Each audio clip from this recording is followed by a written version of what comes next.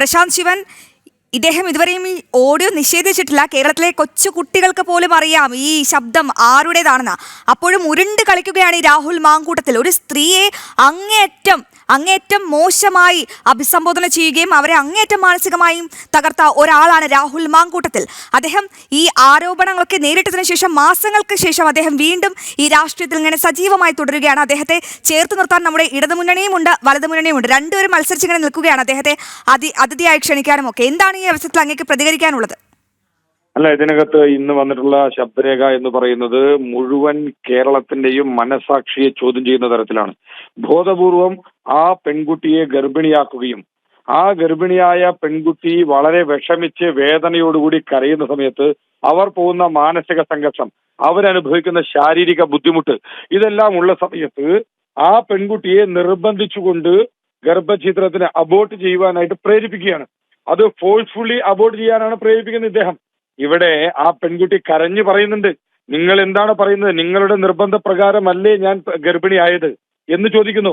ആ പെൺകുട്ടിയുടെ കണ്ണുനീർ, ആ പെൺകുട്ടിയുടെ കരച്ചൽ കേരളത്തിലെ മുഴുവൻ സ്ത്രീ സമൂഹവും ഇത് ഏറ്റെടുക്കേണ്ടതാണ്. കേരളത്തിലെ മുഴുവൻ സ്ത്രീ സമൂഹത്തോടും കോൺഗ്രസിന് എന്താണ് പറയാനുള്ളത് എന്ന് കോൺഗ്രസ് വ്യക്തമാക്കുവാൻ തയ്യാറാണ്. കോൺഗ്രസിന്റെ പ്രാഥമിക അംഗത്വത്തിൽ നിന്ന് പാലക്കാട് MLA പുറത്താക്കി എന്ന് പറയുന്ന കോൺഗ്രസ് പാർട്ടിയുടെ നേതാക്കന്മാർ തന്നെ രാഹുലിനെ എഴുന്നള്ളിക്കുകയാണ്. ഇവിടെ പാലക്കാട് ഉൾപ്പെടെ ഇവിടെ തദ്ദേശ സ്വയംഭരണ സ്ഥാപനങ്ങളിലേക്കുള്ള തെരഞ്ഞെടുപ്പ് നടക്കുന്ന സ്ഥലങ്ങളിലേക്ക് കോൺഗ്രസിന്റെ നേതാക്കന്മാർ തന്നെ അദ്ദേഹത്തെ ആനയിക്കുന്നു. അദ്ദേഹത്തിന് പരവതാനി വിരിച്ച് സ്വീകരണം ഒരുക്കുകയാണ്. ഇവിടെ ഈ കഴിഞ്ഞ ഏതാനും മാസങ്ങൾക്ക് മുൻപ് ഇത്തരത്തിലുള്ള ശബ്ദരേഖ പുറത്തു വന്ന സമയത്ത് അത് തന്റേതല്ല എന്ന് തള്ളിപ്പറഞ്ഞ് ആ ശബ്ദരേഖ പ്രചരിപ്പിച്ചവർക്കെതിരെ യാതൊരുവിധ തരത്തിലുള്ള നിയമ നടപടിയും കൈക്കൊള്ളുവാൻ രാഹുൽ തയ്യാറായിട്ടില്ല. ഇന്നിപ്പോഴും അദ്ദേഹം മാധ്യമങ്ങൾ ആവർത്തിച്ച് ചോദിക്കുമ്പോഴും അത് തന്റേതല്ല എന്ന് പറയുവാൻ അദ്ദേഹം തയ്യാറായിട്ടില്ല. അദ്ദേഹം ഇപ്പോഴും പരാതിയില്ലല്ലോ, ഇവിടെ എന്തിനാണ് മാധ്യമങ്ങൾ ഇത്തരത്തിലെല്ലാം പറഞ്ഞു നടക്കുന്നത് എന്ന തരത്തിൽ ഒഴിഞ്ഞു മാറി പോകുന്ന ഒരു കാഴ്ചയാണ് കാണാൻ സാധിക്കുന്നത്. പക്ഷേ കേരളത്തിലെ ജനങ്ങൾക്ക് മുന്നിൽ കോൺഗ്രസ് പാർട്ടിയുടെ നേതൃത്വം മറുപടി പറഞ്ഞേ തീരൂ. രാഹുൽ മാങ്കൂട്ടത്തിൽ MLA, അദ്ദേഹം ധാർമ്മികപരമായിട്ട് പോലും അദ്ദേഹം MLA സ്ഥാനത്ത് തുടരുവാൻ യോഗ്യനല്ല. അദ്ദേഹം ബോധപൂർവം അബോർഷൻ ചെയ്യുന്നതിന് വേണ്ടിയിട്ട് നിർബന്ധിക്കുകയാണ്. ആ പെൺകുട്ടി കരയുകയാണ്. ആ ഓഡിയോ കേൾക്കുന്ന സമയത്ത് നമ്മുടെ തന്നെ മനസ്സലിഞ്ഞു പോവുകയാണ്. ഞാനൊരു പെൺകുട്ടിയുടെ അച്ഛനാണ്. എല്ലാവർക്കും അറിയാം, കേരളത്തിലെ മുഴുവൻ സമൂഹത്തിനും അറിയാം ഈ ഒരു പെൺകുട്ടി അനുഭവിച്ചു പോയിട്ടുള്ള ഏതെല്ലാം സാഹചര്യത്തിലൂടെ ആയിരിക്കുമെന്ന്. ആ പെൺകുട്ടിയോട് ഇവൻ തർക്കിക്കുകയാണ്.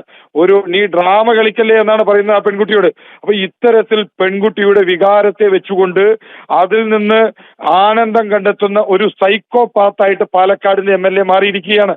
അദ്ദേഹം ഒരു മാപ്പ് പറഞ്ഞാൽ തീരുന്നൊരു പ്രശ്നമല്ല ഇതെന്ന് പറയുന്നത് മുഴുവൻ കേരളത്തിലെ സ്ത്രീ സമൂഹത്തിനും അപമാനമായിട്ട്, ഒരുപക്ഷെ കേരളത്തിന്റെ ചരിത്രത്തിൽ ഇത്രത്തോളം ധാർഷ്ട്യം നിറഞ്ഞ പെൺകുട്ടികളുടെ വികാരത്തെ ഇത്രത്തോളം ചവിട്ടിമെതിച്ച ഒരു MLAയും കേരളത്തിന്റെ ചരിത്രത്തിൽ ഉണ്ടായിട്ടുണ്ടാവില്ല. കേരളത്തിലെ മുഴുവൻ സ്ത്രീ ജനങ്ങൾക്കും അപമാനമായിട്ട്, ഈ കേരളത്തിലെ പൊതുസമൂഹത്തിന് അപമാനമായിട്ട് പാലക്കാടിന്റെ MLA മാറിയിരിക്കുകയാണ്. അദ്ദേഹം ഒരു നിമിഷം പോലും MLA ആയി തുടരുന്നതിന് യോഗ്യനല്ല എന്നത് ഇന്നത്തോടുകൂടി ഒരിക്കൽ കൂടി ഉറപ്പിക്കപ്പെട്ടിരിക്കുകയാണ്.